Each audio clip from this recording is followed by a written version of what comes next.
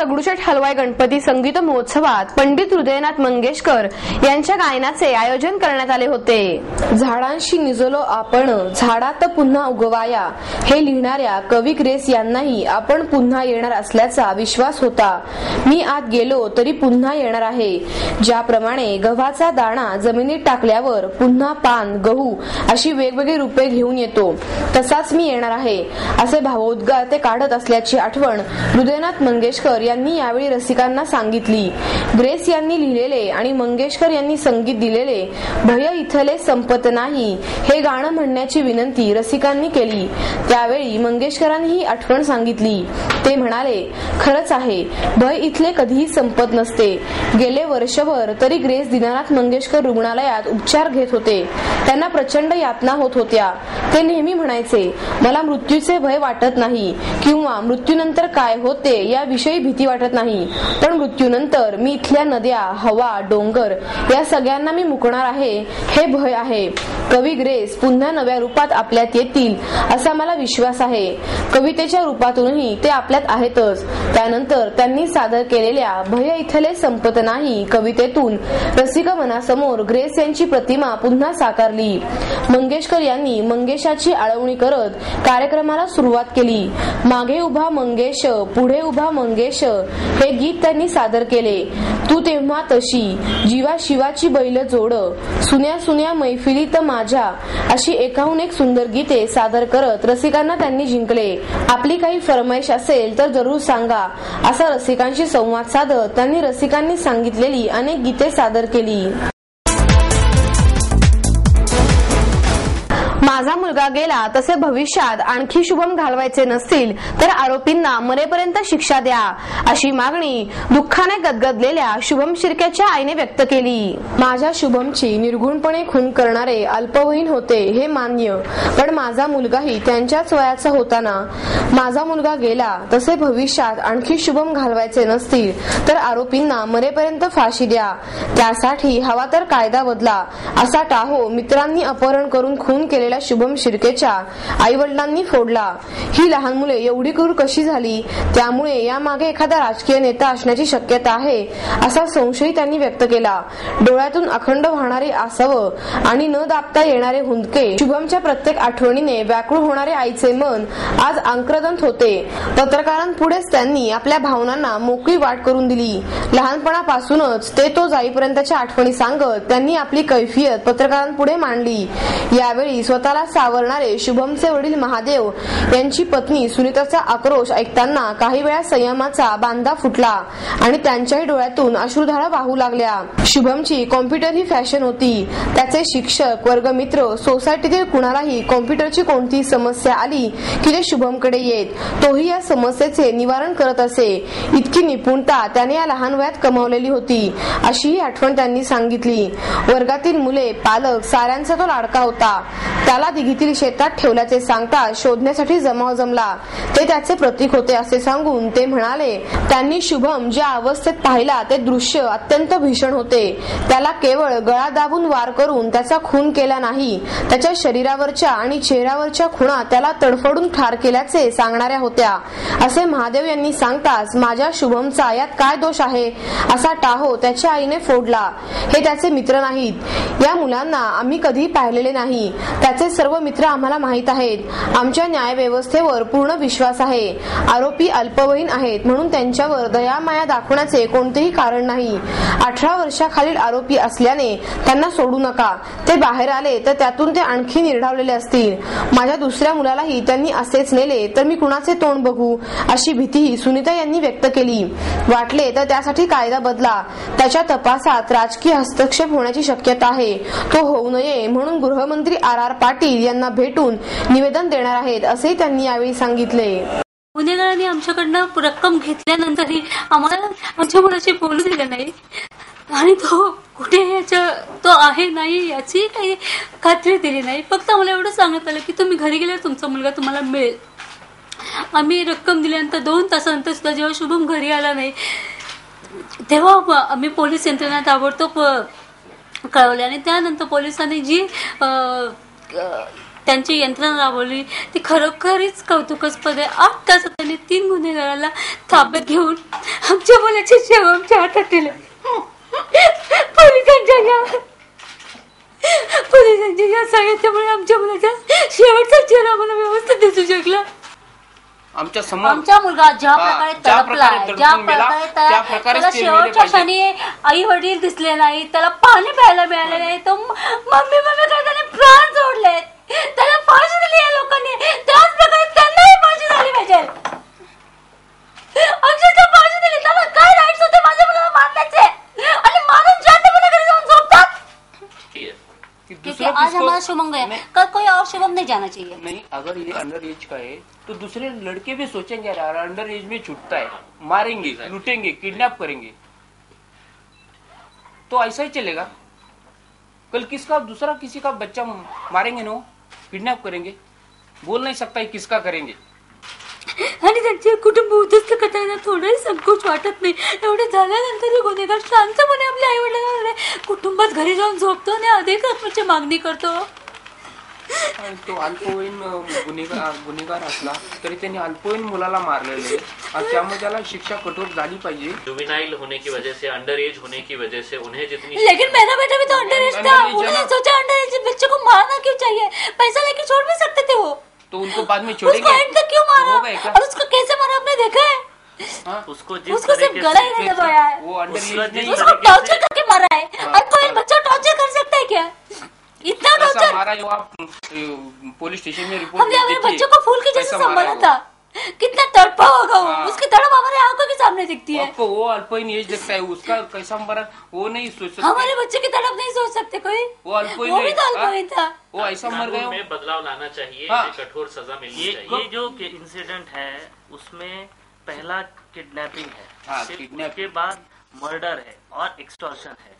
आप जो रूल बोलते हैं, जो लीगली कंप्लायंस बोलते हैं, उसके हिसाब से अगर हम जाएंगे और उसको 2 साल में छोड़ेंगे तो there is a tendency that इसका भाई भी कल बोलेगा मैंने को ये तीनों को पनिश करके अंडर एज होके मैं इसमें से निकल जाऊंगा. इसका एक छोटा भाई भी है, उसके ऊपर क्या इंप्रेशन आएगा.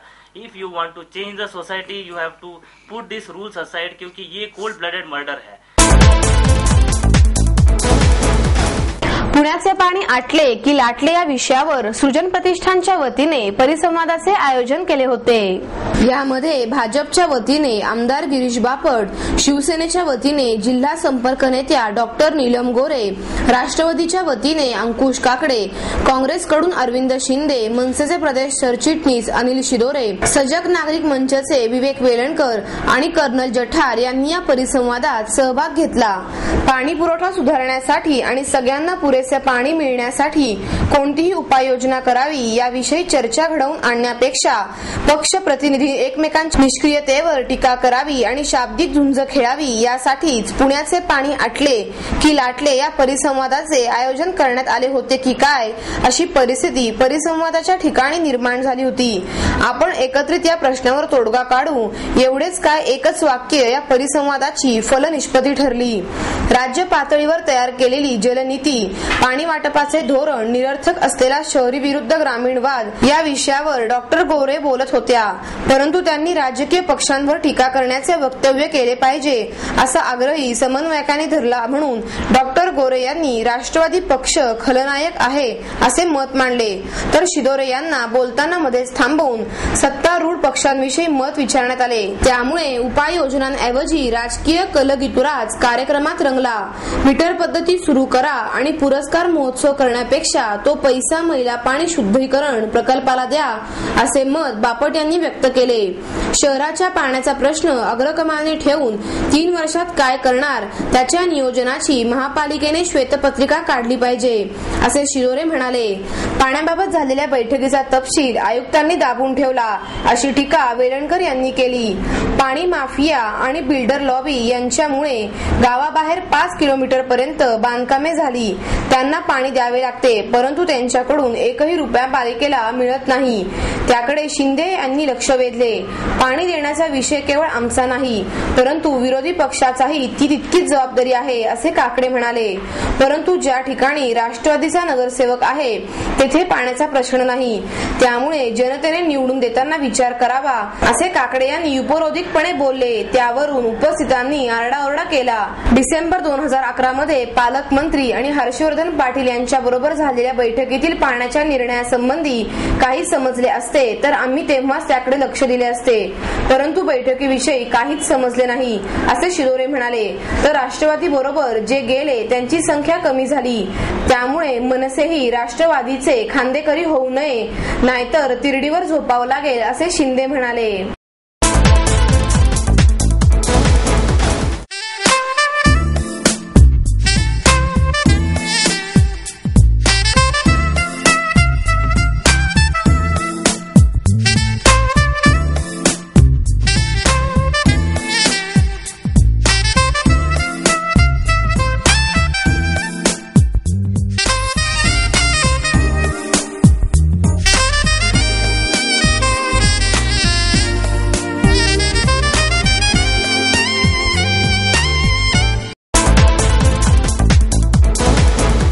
राम जन्मभूमीच्या वादग्रस्त जागेवर उत्खननात काय सापडले या विषयावर क्रिएशन एंटरटेनमेंटने राम मंदिर अदालत और आस्था या सीडीची निर्मिती केली आहे. पुण्यात एका विशेष कार्यक्रमात या माहितीपटाचा प्रयोग दाखवण्यात आला. 30 सप्टेंबर 2011च्या न्यायालयाच्या निर्णयापूर्वी जनतेच्या मनात अनेक प्रश्न होते. अयोध्या ही श्रीरामांची जन्मभूमी आहे यावर विश्वास ठेवणाऱ्यांनाही हे ठाऊक नव्हते की त्यांचे अनेक ठोस पुरावे उपलब्ध आहेत. बाबरी इमारतीच्या खाली विविध भूस्तरावर सापडलेले पुरावे दर्शविणारा हा माहितीपट आहे. तसेच प्रत्यक्ष खोदकामाचे चित्रीकरण यात अंतर्भूत करण्यात आले आहे. राम जन्मभूमीवर सन 1528 मध्ये बाबरचा सेनापती मीर बाकी याने 3 घुमटांचा ढाचा उभा केला. तेव्हापासून ते ऑगस्ट 1990 मध्ये वृंदावन मध्ये झालेली ज्योती आंदोलन, नोव्हेंबर 1990चा आंदोलकांवरील गोळीबार, 1992 मध्ये गीता जयंतीला जमलेला जनसमुदाय, कोर्टातील कार्यवाही, निर्मोही आखाडा आणि सुन्नी वक्फ बोर्ड यांचे निवेदन असे चित्रण माहितीपटात आहे. माहितीपटाची संकल्पना अनघा घैसास यांची आहे. लेखन अभयकृष्ण उपाध्याय यांनी केले असून हरीश भीमाणी यांनी निवेदन केले आहे. वॉटर मीटर यंत्रणा तात्काळ कार्यान्वित करावी अशी मागणी सजग नागरिक मंचाचे अध्यक्ष विवेक वेलणकर यांनी केली. शहरातील वडगाव शेरी वगळता उर्वरित 7ही टँकर पॉइंटवरील मीटर रीडिंग यंत्रणा बंद पडली आहे. महापालिका अधिकाऱ्यांचे दुर्लक्ष असल्याने टँकर चालकांची मनमानी सुरू आहे. शहरातील पाणी टंचाईच्या पार्श्वभूमीवर टँकरची मागणी वाढली आहे. सध्या महापालिकेचे पर्वती, बन गार्डन, पटवर्धन बाग, पद्मावती, वडगाव शेरी, रामटेकडी आणि चतुर्शृंगी आदी टँकर पॉइंट कार्यरत आहेत. मात्र त्या ठिकाणी महापालिका अधिकाऱ्यांचे कोणतेही नियंत्रण नाही. केवळ एकाच चलनावर अनेक टँकर भरण्याचे गैरप्रकार सुरू आहेत. पटवर्धन बाग आणि पद्मावती या ठिकाणी पाणी वाटप मोजण्याची कोणतीही यंत्रणा नाही. रामटेकडी येथील वॉटर मीटर बसवण्यात आले होते, परंतु 4 महिन्यांपासून येथील मीटर बंद पडले आहेत. या टँकर पॉइंटवर मीटर बसवण्यात यावे अशी मागणी वेलणकर आणि विश्वास सहस्त्रबुद्धे यांनी केली आहे. पुण्यातली पाणी परिस्थिती बघता टँकरची संख्या फार मोठ्या प्रमाणात वाढली आहे. टँकरनी पाणी पुरवठाही वाढलाय. आम्ही आज पुण्यातल्या 7ही टँकर पॉइंट्सची व्हिजिट केली. त्याच्यामध्ये असं लक्षात आलं की गेल्या 2 वर्षापूर्वीच त्यातल्या 4 टँकर पॉइंट्सवर इलेक्ट्रॉनिक यंत्रणा बसवली होती की बाबा किती पाणी जात आहे, किती टँकर भरले जात आहे बघण्याची. त्या 4पैकी फक्त वडगाव शेरीची एक यंत्रणा सुरू आहे. बाकी 3 ठिकाणच्या या यंत्रणा बंद पडलेल्या आहेत. 5व्या ठिकाणी मेकॅनिकल मीटर बसवलाय की किती पाणी घेतलं जातं रोजचं इथे रिडिंग ठेवायला. गेले 4 महिने तो मीटरही बंद आहे. पुण्यातल्या 2.5 लाख कनेक्शन्सवर मीटर बसवण्याची भाषा करणाऱ्या महानगरपालिका प्रशासनाला स्वतःच एक मीटर 4 महिने दुरुस्त करता आलेला नाही आणि तो बंद पडतो. याची इतकी लाजिरवाणी गोष्ट नाही.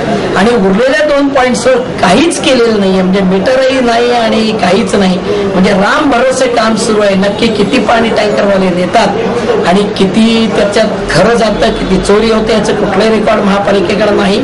तिथला कर्मचारी रजिस्टरवर जे काय लिहून ठेवेल ती पूर्व दिशा आणि त्या अनुरोधाने शेवटपर्यंत काम चालतं. हे अत्यंत दुर्दैवी गोष्ट आहे आणि आम्ही आयुक्तांकडे मागणी केली आहे की या प्रत्येक टँकर पॉइंटला निदान तातडीने मीटर बसवा.